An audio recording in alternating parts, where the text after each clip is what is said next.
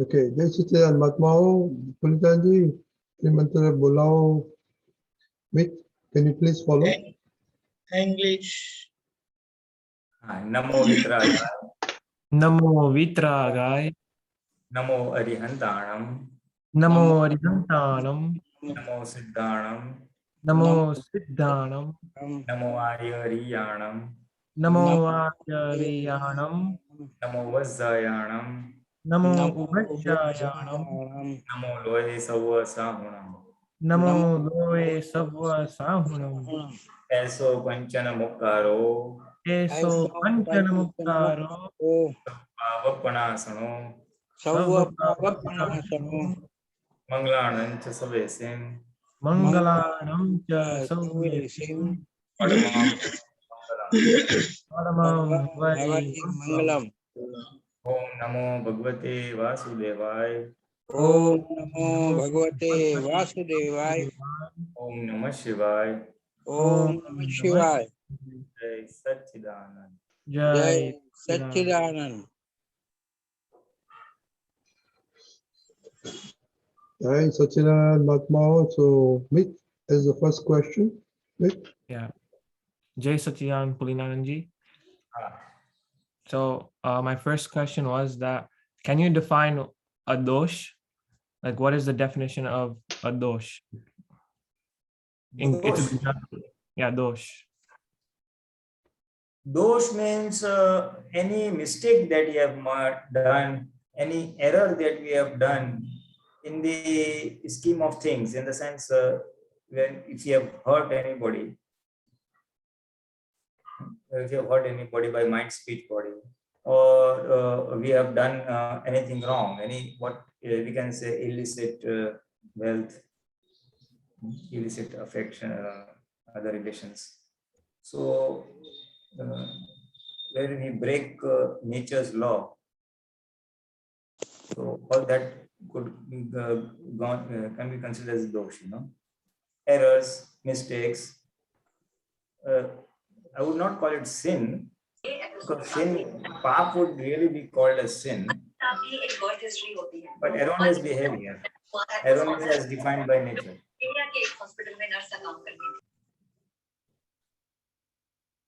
I've lost my touch with English. Otherwise, I would have given the right word pinpointed, but something that close to that. So would it be anything that you do when you're not in the state of your pure soul? Would that be considered a dosh? Not really. It's not a dosh. Only thing, if you are not in the pure soul state, if you're not in the alertness or jagrati state, so you will lose the benefit of observer status. That being in Shuddhatma or pure soul state, you are an observer. So observer and seer, Nata Drashta as it. So we lose the benefit of that, and then that much of pending karmas remain pending. But it's not really a dosh as such. So, dosh in the sense you have to clear that much, you lose the benefit of that noble seer state. But if someone who hasn't taken Gnan, for them it would be a dosh, right? Like everything that they do. For them, dosh is where you break nature's law. Okay. So if you hurt anybody by mind, speech, and body, any living creature, take what is not rightfully yours, stealing and things like that, Yeah. So all that would come under dosh. Okay. Because like when we do like karma, right? We do good and bad karma, right? So do we have to do pratikaman for both of them or just the bad one? I think that like we should do it for both of them, right? Why do you feel you should do for the good one? Because like both of them keep you like in this world, right? They both like keep you binded to the world, right?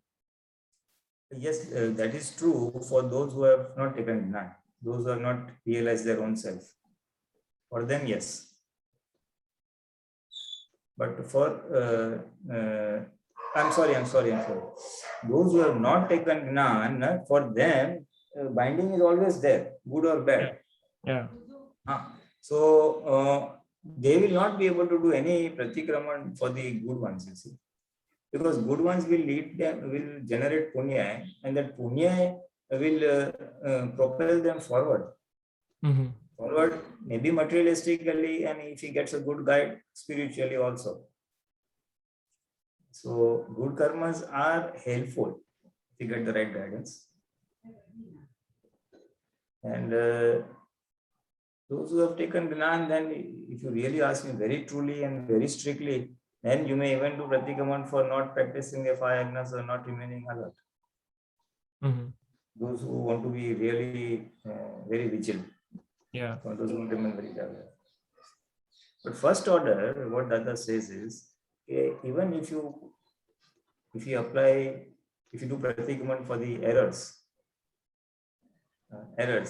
those means error, loosely. So for all the erroneous behavior or speech or thought, that will help you in a sense. It will avoid you experiencing the fruits of the errors. Mhm. If I hurt anybody, I will again get hurt in return. So that return hurt will be avoided.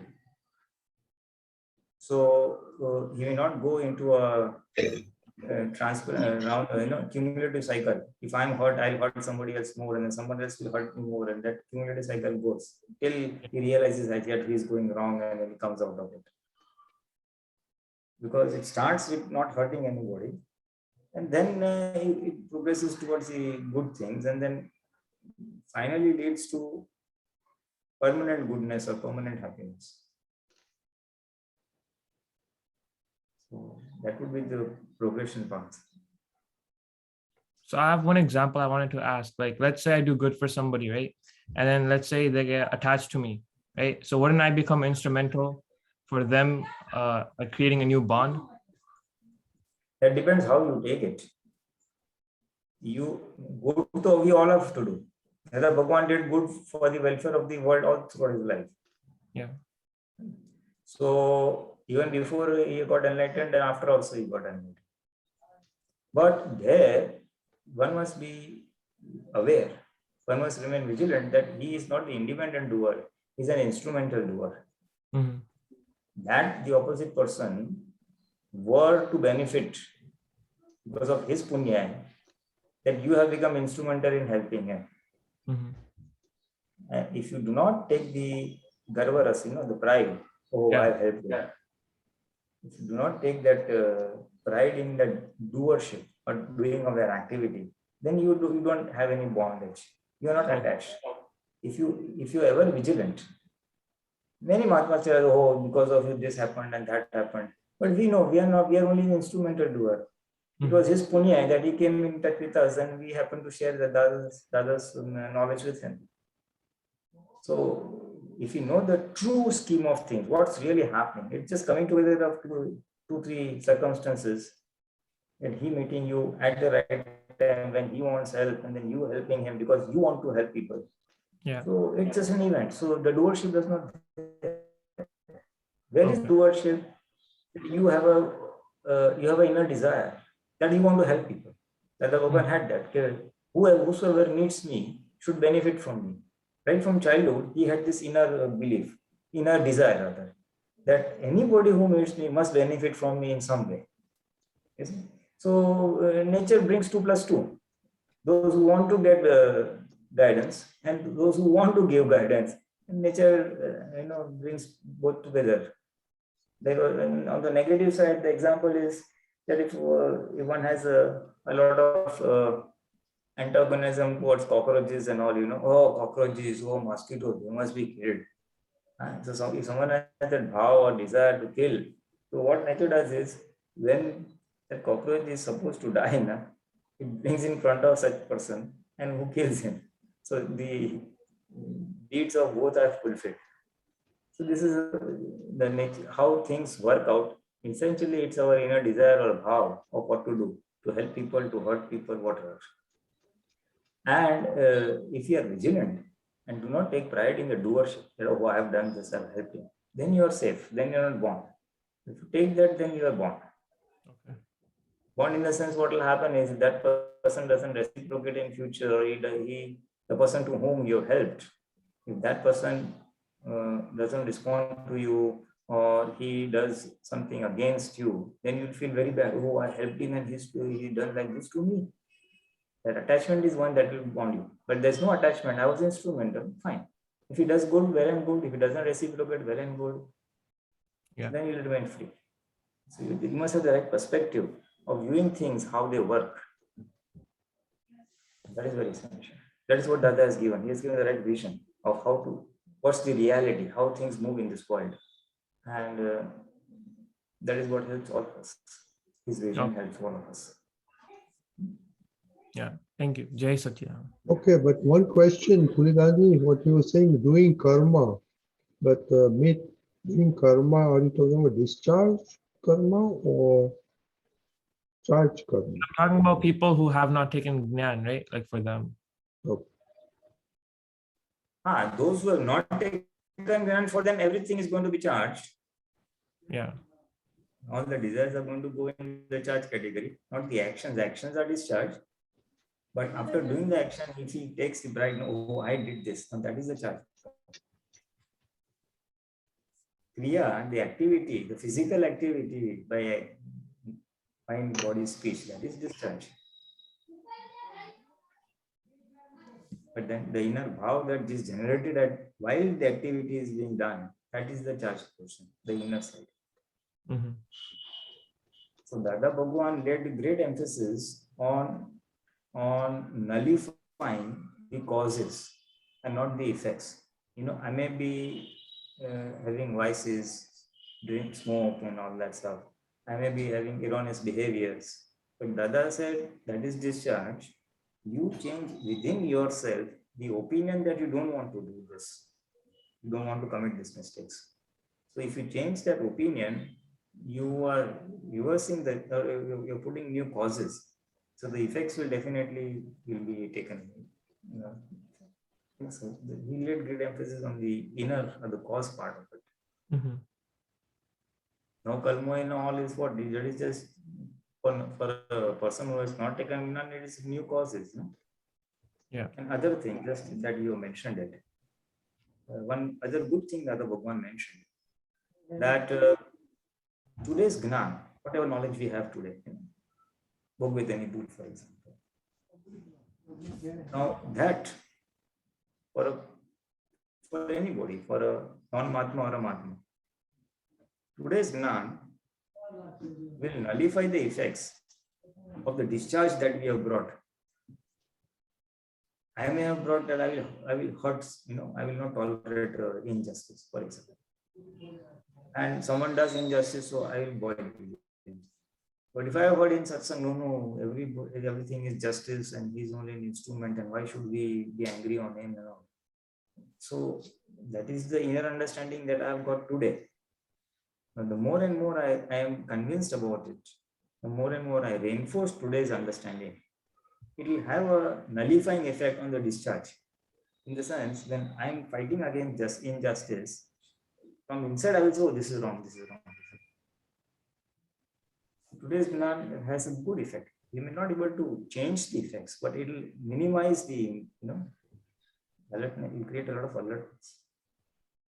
So it's always useful for anybody, Mahatma or non-Mahatma, to know the sayings of enlightened beings, all spiritual masters who have gained self-realization, maybe a Gnani, maybe Tirthankar, maybe anybody. It's always beneficial to take advantage of their vision, because they are talking from an enlightened state. So it just helps everybody. We need to understand that. Okay. Yeah. Jai Satya. Jai Satya, okay. Yes. Right. Mahatmas, anyone other questions? Suresh Bhai.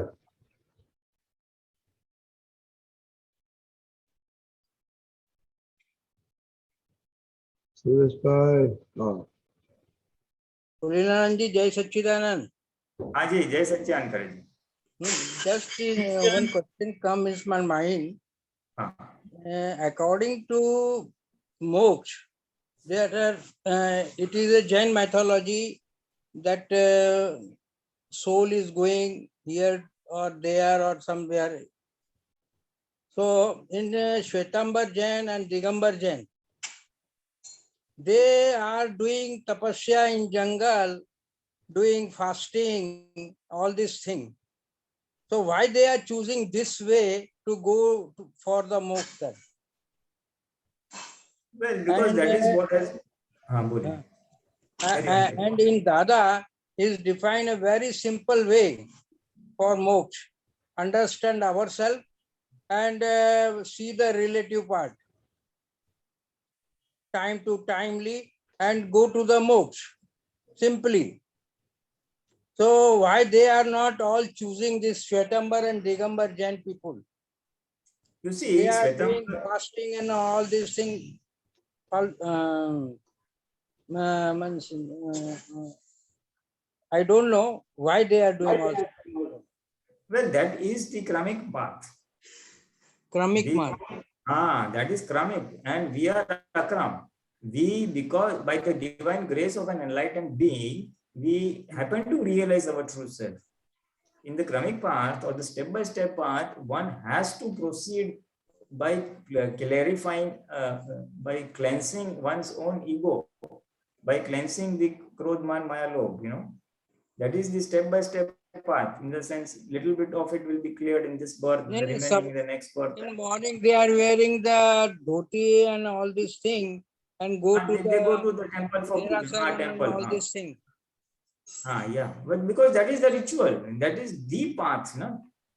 Those are the practices that have been laid down in the scriptures for a common man to progress on the path of moksha.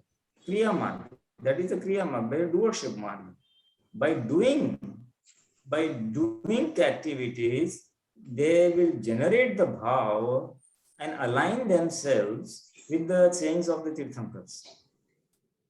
Tirthankar said 5 Mahavrats, ahimsa, non-violence, non-stealing, celibacy, and all that stuff. So now, how do you generate that bhav? So you worship the idol, and then you generate the good feelings. Now that was the purpose of the rituals, to generate inner good feelings. Whether he is generating now or not is a different aspect. Because mind, body, speech are not aligned. Man, vachan, kaya ki ekta nahi hai. They are not aligned together. So the inner bhav may be generated, may not generated, but the external activities are done for that purpose, to remain in tune with the Tirthankars. And by physically in tune, you will be remaining in tune with their inner saying, that their sayings, whatever they want to preach, whatever they have preached.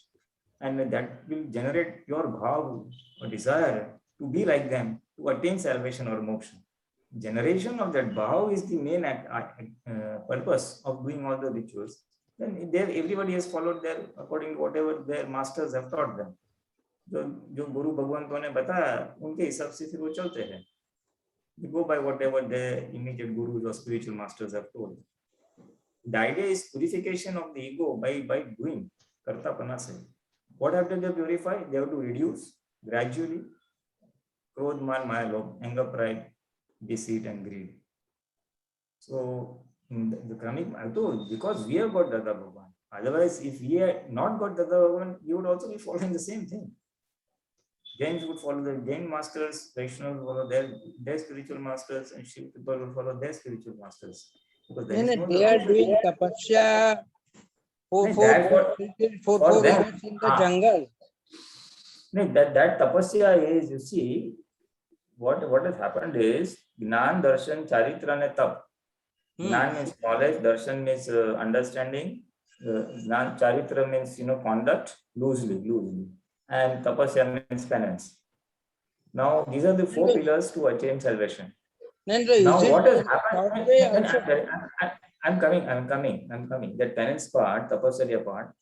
Now what happens is they believe that by doing tapa, we will square off our karmas. Karma ki nirjara ho jayegi. But that, the Tirthankars have said, that will happen if you do inner penance, antar tap. Whereas it has got translated into bahya tap or external tap. It means fasting, eating once, non-eating some things and all that stuff, upvas. So those have got slightly, if I may say so, misunderstood or misinterpreted. By doing inner penance, that means when someone insults me and I remain calm with the help of the knowledge that he is a doer, he is not the independent doer, it's my karma who is forcing him to do, and I do inner penance at that time, that will square off my karma. In the sense, I had done something wrong in the past, so this man becomes instrumental, he hurts me, and I accept that hurt by true understanding. So my karma gets squared up. Which karma? That I had hurt somebody in the past. That gets exhausted. So by inner penance, karmas get exhausted. But now people have focused more on the outer penance. And outer penance, really speaking, is a result of karmas. Karma phal, it's a 50. Everybody cannot do penance. So, but what happens is by that he generates pure karma and punya, that is, and then maybe where he spends that punya, he may progress further. So And he give says, you I the want to pain use this. for your body. Painful. It What- is also one kind of ahimsa side. No, no, Hinsa. that pain, the purpose of that is by practicing giving up food, by practicing giving up comfort, you are trying to reduce the attachment to external materialistic things. That's one of the process. By doing that, you are trying to come into the soul state. Atma bhav mein aane ki koshish karte hai. It's one of the methodologies. See, the discharge man vachan kaya, what they try to do is they try to control it externally, or not control but limit it externally. That Due to fasting, you can control to man vachan kaya. The jagrati, that jagrati awareness increases, and then that jagrati, if it is focused on the sayings of the spiritual masters. If you are doing fasting yourself, so it is a one kind of hinsa for your body. Yeah, but you see, it is not taken like that. What they are saying is, first thing, by doing fasting, you are controlling your urge to 4 eat. days, 20 days, 50 days, living in how many, years in jungle. I'm saying, I'm coming to that. You see, behind those activities or rituals, there is an underlying principle of purification. Okay, why if you fast, you will not eat, you will control your swadhendriya, the sense of this thing, eating.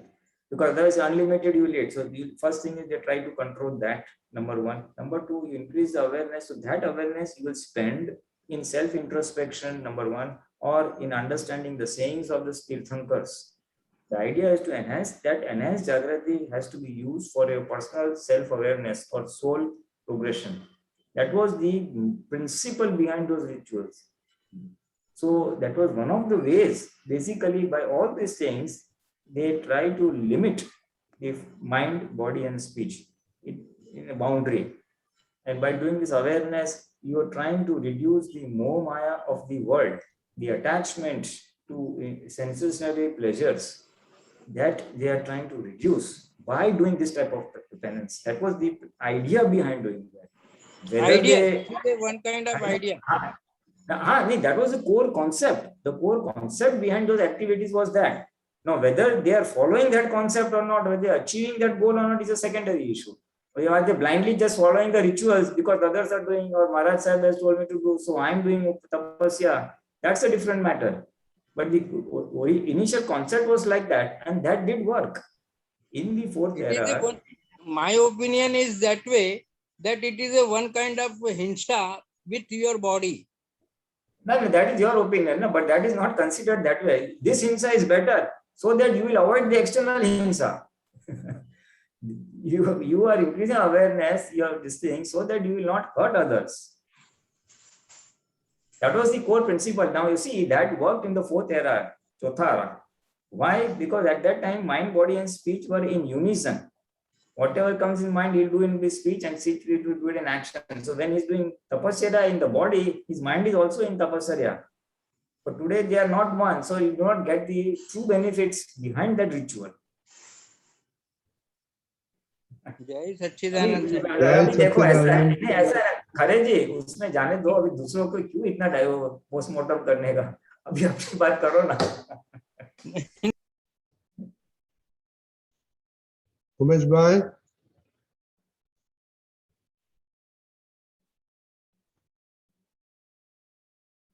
जय सच्चिदानंद Swami ji.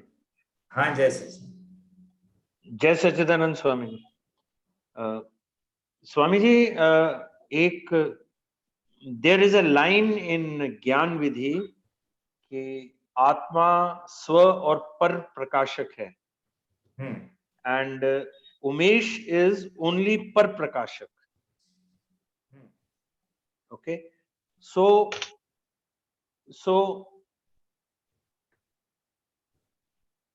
is it because of this point?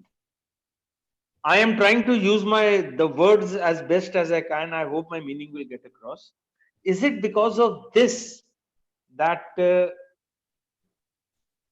Atma is able to watch what Umesh is doing as Gyata Drishta, but it is impossible for Umesh to be Gyata Drishta himself. Am I right? No, you see, Swapar Prakashak, the word that is used, Swapar Prakashak, it is used to define the property or one of the properties of the pure soul. Yes, very right. What it says is that it has the capacity to observe and see the external other things as well as its own self. Yes. स्व को भी प्रकाश कर सकता है, यानी it can understand who am I, it can illuminate Yes. one's own self or understand one's own self. Okay. Not taking it literally, but the meaning behind Yeah. it. And it can also see the outside the soul. That means Umesh, or file number 1 or this thing. That is the Yeah. key property. Umesh or Umesh's eyes can only see the external. It cannot see the Atma. Atma, yes. The property to know others, दूसरों की जानने की जो गुण है ना, वो केवल चेतन आत्मा में ही है. It is there only in that pure soul. Very right. Very right. So either in an enlightened state, I can really, so that pure soul can recognize who itself is, there is others also, the remaining 5 elements, the 5 eternal elements. And otherwise, when Umesh is watching, it is watching through the eyes, that is the Indriya, or through the intellect. Yeah. So it is basically because of this only that whenever Umesh is watching through the 5 senses or through mind, it is externally directed most of the time. And it is not internally directed till the Gyan Vidhi doesn't happen. Even after Gnan Vidhi, that will never be internally directed. Exactly. Now it's very clear to me. That can never be internally directed. It is impossible. Can never be. It does not have that property. It is indirect light. It doesn't happen. Yeah. You see, Umesh has seen a tree. Umesh has seen a thief. Umesh feels very bad about that.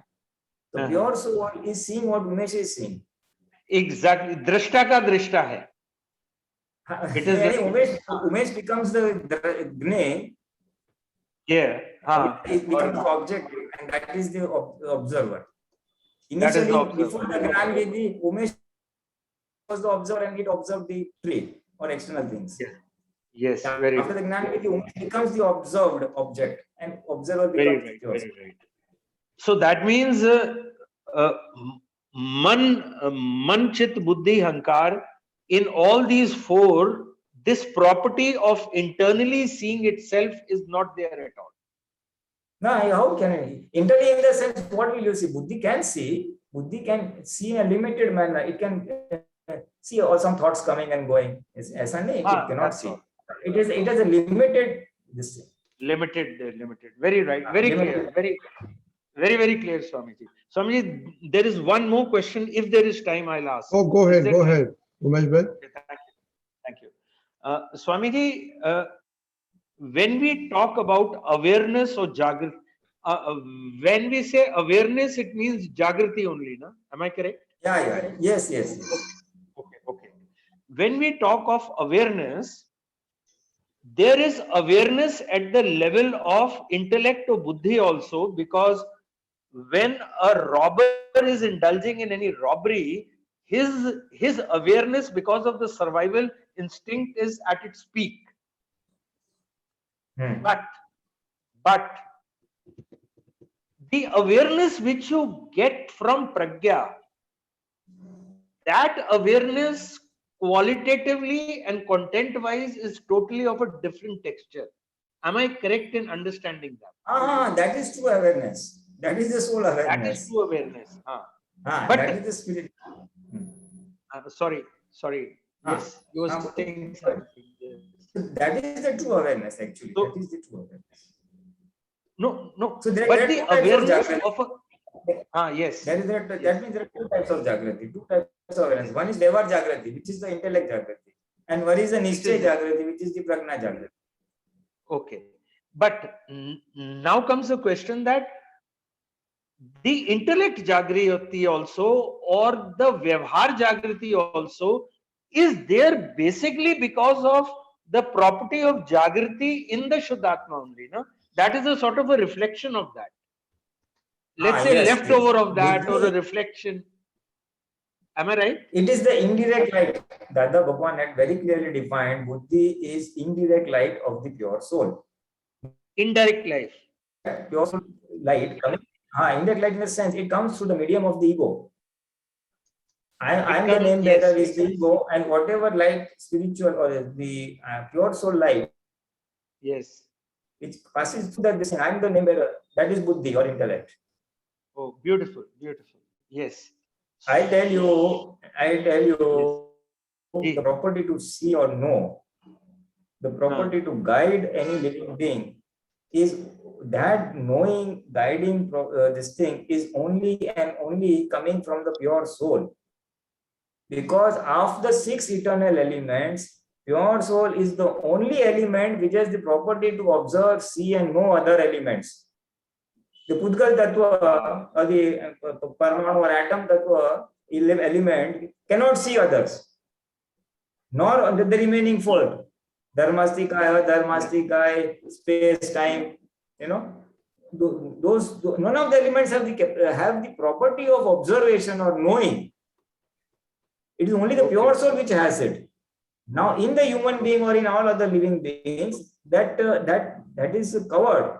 So, but it comes out in the form of the intellect and the indriya. So, we are observing through those lights. But main source is there. Because it's coming through the intellect and all that, so it is indirect light. Okay. Very clear. So basically the senses are also working because of this indirect light of the soul, or the Vyavhar Jagrati. Am I right? Don't put it like that. You see, it should be put it a little differently. What Dada says is the pure soul is covered, it is covered with all that Parmanu or the Pudgal Tattva. And then as he progresses from one indriya, one sense organ open up, the sense of touch. And he goes into two senses, the sense of, Yeah, very right. And the smell and the eyes and this thing. So as the number of senses open up, that much of the Atma or the pure soul is uncovered. So he has the capacity to do more things. So it is the uncovering of the this thing by which he starts seeing more things, or more dimensions of the things. Parmanu to ek hi hai, but he started seeing the other dimensions also. Roop, Ras, Sparsh, Gandh. All the four dimensions are open up finally. Very right. And there is just this last point. I can only ask this point as an example. See, when we see an animal, a dog or anybody, let's say a dog, we put anything in front of that dog, he will eat only if he is hungry. So he also has awareness, but that awareness is purely instinctual awareness. Am I correct?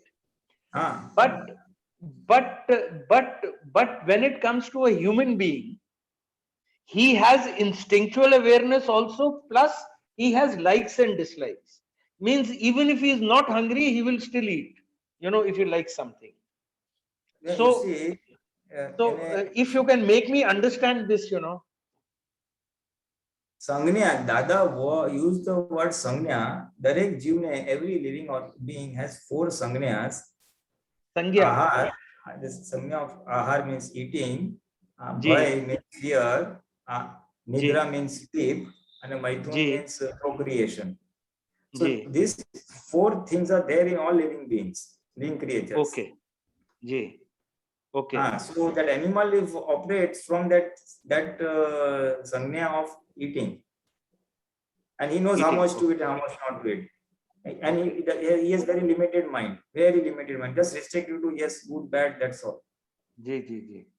And in the human form, the mind is unlimited. So, and likes, dislikes are aggravated, you know, they are very predominant because the mind is very well established or well opened up.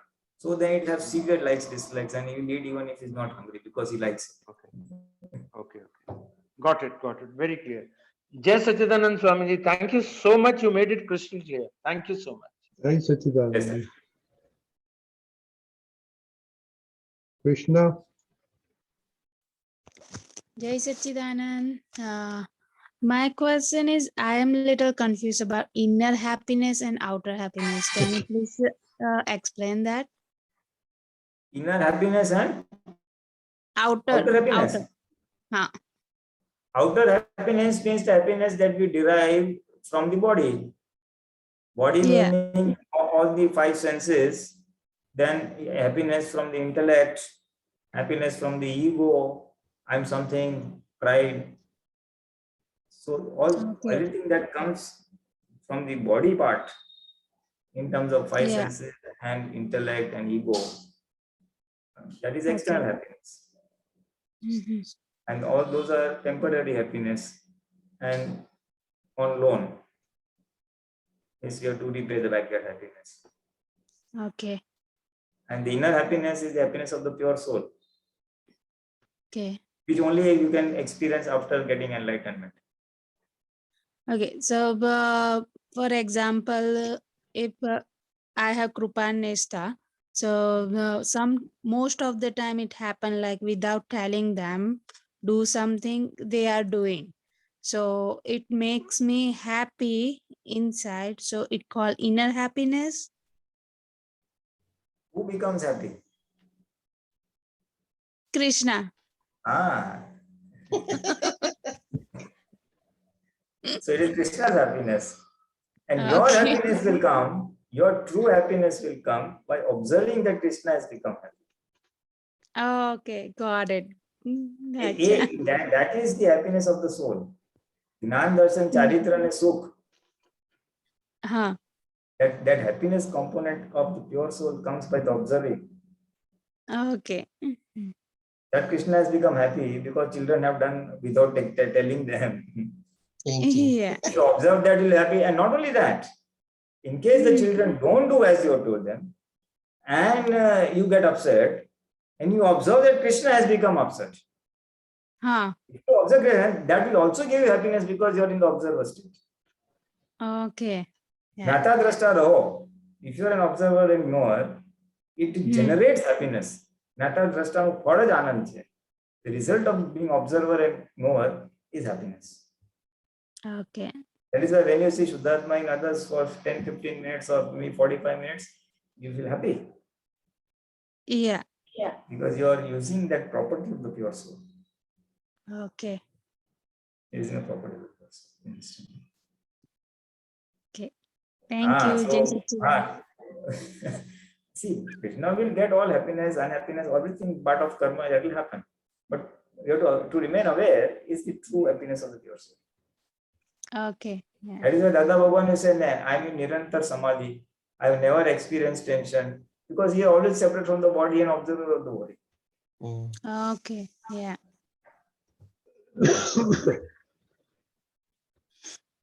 Okay, Krishna. Yeah. Jai Sachidanand. Thank you. Umeshpa, you had a question? Mishma, you have a question? Okay. He's trying to unmute.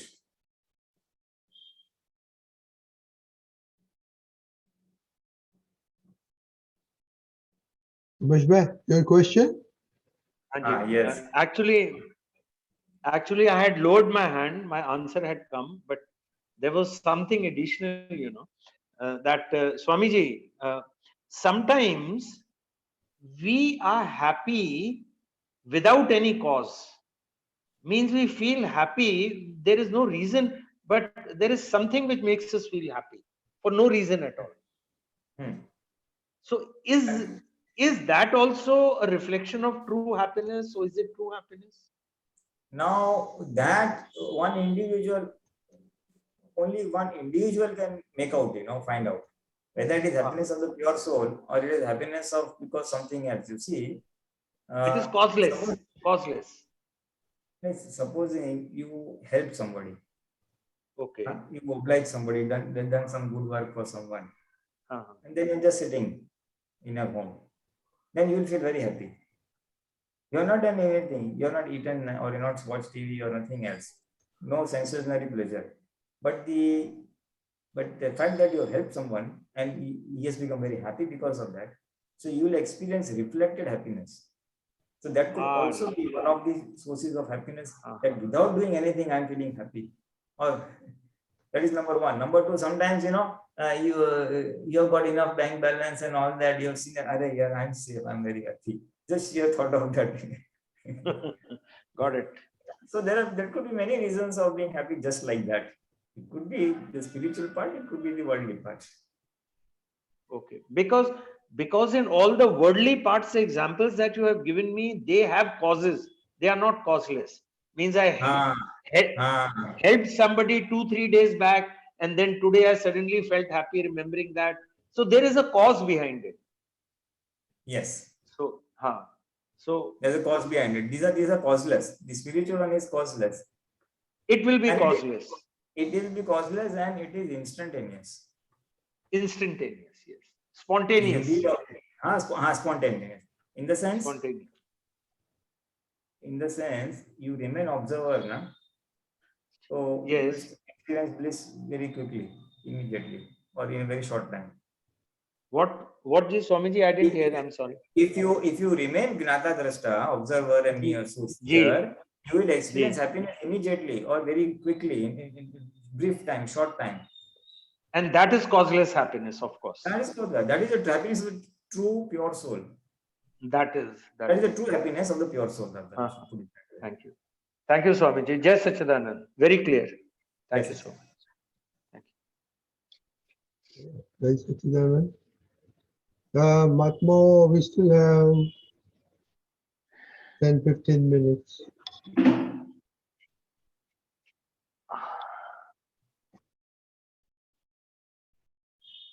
Matmo? Chinnu? Jai Sachidanand, Pulinankar. So my question was, if you could really explain what Purushat or what Jagrati should there be when we are when we experiment with Dada's prayog, that is Lagam Chhodi Do.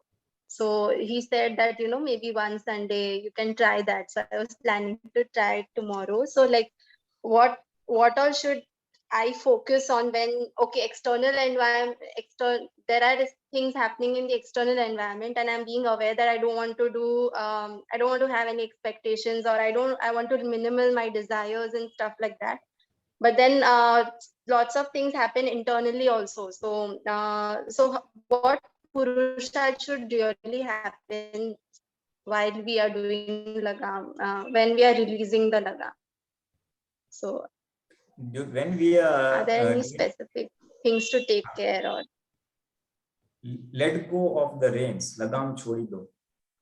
Lagam chhodi do means let go of the reins. That was the prayog or experiment suggested by Dada Bhagwan to understand the working of Vyavasthit Shakti. That Vyavasthit Shakti is the doer.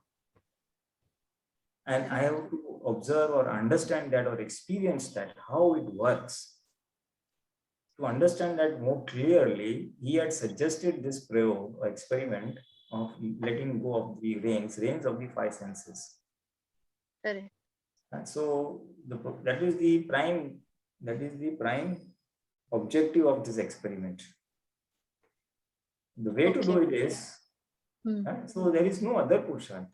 The idea is to see how circumstances are coming and events are taking place throughout the day. You have your desires, you want to eat, but without forcing yourself or without forcing others, without getting into clashes with anybody. That is the prime objective. Okay. That means when the process will be, you get up early in the morning and then say to Dada Bhagwan that Dada Bhagwan, I hereby surrender all the five senses to you, the reins of all the five senses to you, and let me remain in this prayer throughout the day.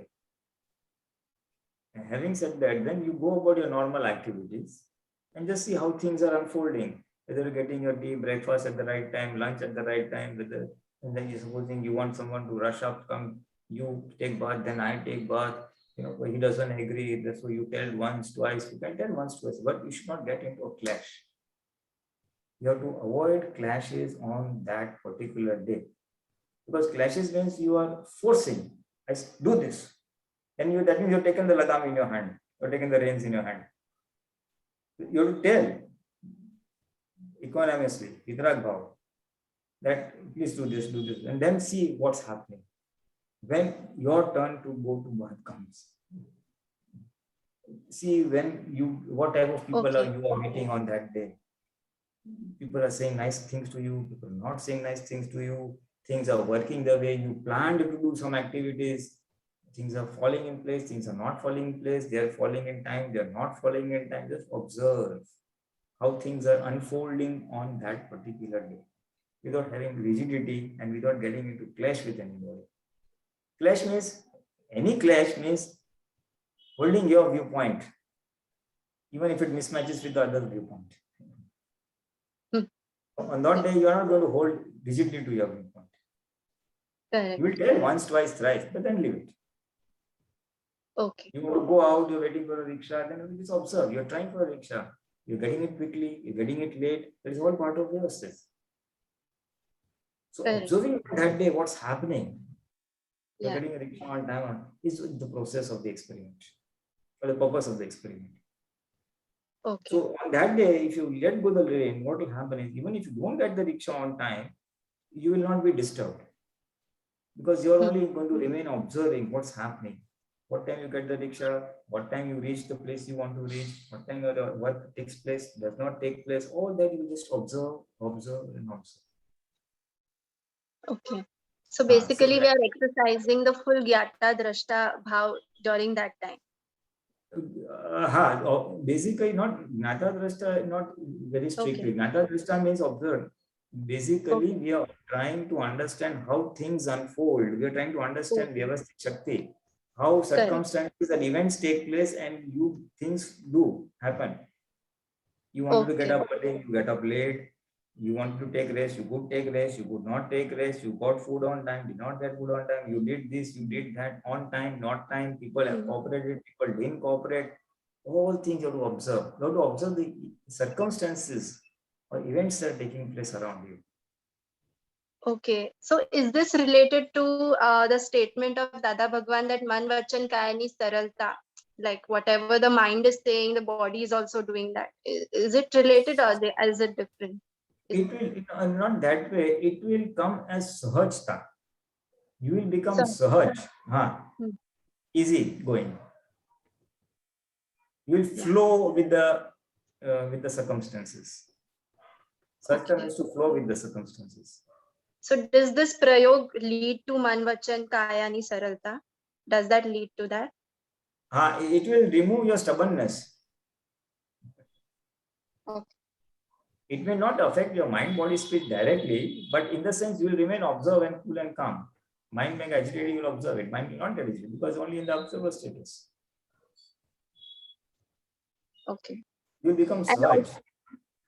And also there's a danger of listening to your mind too much, as in like you said that you want to get up early but your mind is saying no, sleep.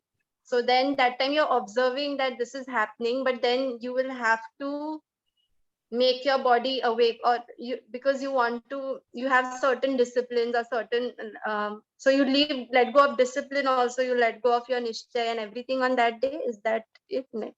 Because No, no, it's not like that. Huh. You don't let go of anything. You try to follow whatever practices you have decided to follow. Whether you are able to follow or not, that is to be seen afterwards. Okay. That whatever do's and don'ts you have as a normal routine of getting up, doing vidhi and eating is doing the normal work. It means you say breakfast at time A, bath at time B, lunch at time C, whatever the normal routine that you have to maintain and see whether it is being maintained or not being maintained. Just observe. And observe why it is being maintained or why it is not being maintained. What are the circumstances that leading you for it not to be maintained? Observe the events that are taking place, the causes that are coming together, the circumstances that are putting together, which nimit is causing your delay. Just observe and see that this is the nimit and it is Vyavasthit Shakti who is doing all this. Vyavasthit Shakti of Jinal is bringing the circumstances together for Jinal. And Jinal is experiencing in the mind or in the leg peace or agitation. Okay. So it is basically observing Vyavasthit Shakti operating on file number 1. So automatically you become separate from file number 1. Correct. So the observer status of file number 1 is there, but by observing what's happening to Jinal, the events taking place according to Jinal's liking, not taking place according to Jinal, how Vyavasthit is operating, what are the nimits coming, good nimits, favorable nimits, unfavorable nimits, observing all that is the true essence of Lagam Chhodi Do, or letting go. That is the purpose behind this experiment, and it works wonderful. The entire buddhi gets fractured, the ego gets fractured. I thought I did this, but things are falling in place. I only had the misbelief that I did this and I did that. That realization comes. Okay, thank you so much. I think I'll try tomorrow and you will and share your experience sometime, maybe next or whenever. Yes, I'm excited. I'll do that. Yes, thank you so much. Jinal, you can share your experience tomorrow, okay? Yeah, I'll share. Thank you. If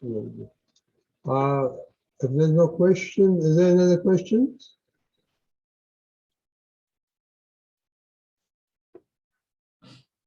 Okay. Puliganji, if you want to wrap it up or say something, then we'll wrap it up.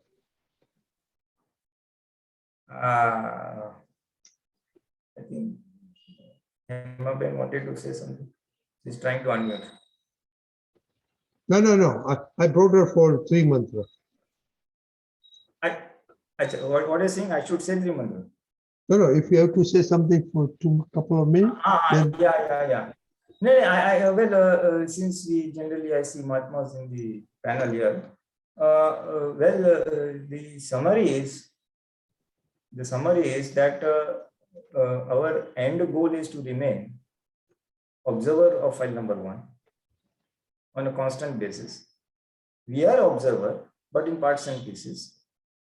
And our Purusharth is to increase that awareness state. So we do various experiments or Purusharth suggested by the one. One of them is going on right now, that first 2 Agnas practice is going on throughout the day. Then as Jinal suggested, Lagam. There are one or two other Purusharths also. We can supplement and complement this. One is observing what part of the Prakriti is hindering my Jagrati. My man, my Protapano, my Mamta, and reversing that opinion on that, on this what we call, Unda Ata, reversing the opinion on that. That is one of the Purusharths to accelerate whatever we have brought as by way of charge.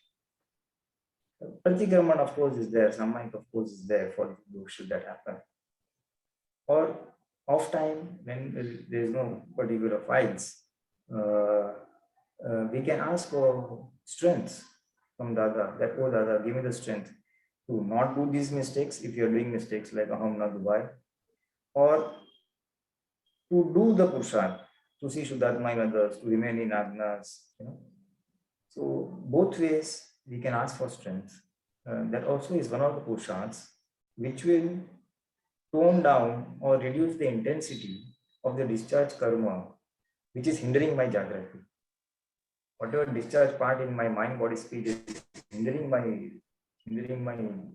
awareness of remaining separate and an observer, that portion can be, the intensity of that can be reduced by these purushas. And once the intensity reduces, the Jagrati and awareness will increase and we will be remaining separate for a greater duration. And when there are no files, we will remain absolutely separate. And this is the step. Although Akaram is stepless, but these are the steps in Akaram of file number 1 was purification and enhancement of the Atma Jagrati. So, and if one doesn't understand anything, one simple purushart is just pray to Dada Bhagwan. Dada Bhagwan, I want to enhance my Jagrati. I want to experience the pure soul the way you are experiencing on a sustained and a continuous basis.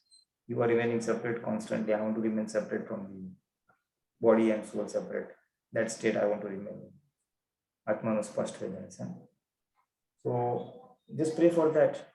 And then nature will give you the guidance so that you may achieve that goal of yours. What Purusha to do, how to do, when to do, that information, guidance, the circumstances to do that Purusha, all that will, nature will give you the needful. So this is just one of a tip. Very good. Yeah, Puliganji, very good. Excellent. So can you do three mantras, Jinal, please follow? Okay. Namo Vitragai. Namo Vitragai. Namo Ariyantanam. Namo Arihantanam. Namo Siddhanam. Namo Siddhanam. Namo Ayariyanam. Namo Ayariyanam. Namo Vasayanam. Namo Uvazayanam. Namo Loye Savasaham. Namo Loye Savasaunam. Eso Panchanamukaro. Eso Panchanamukaro. Savapava Panasamo. Savapava Parasam. Manglanam Chasavesim.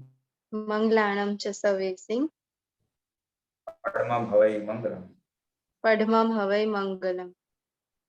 Om Namo Bhagavate Vasudevaya. Om Namo Bhagavate Vasudevaya. Om Namah Shivaya. Om Namah Shivaya. Jai Satchidananda. Jai Satchidananda. Jai Satchidananda.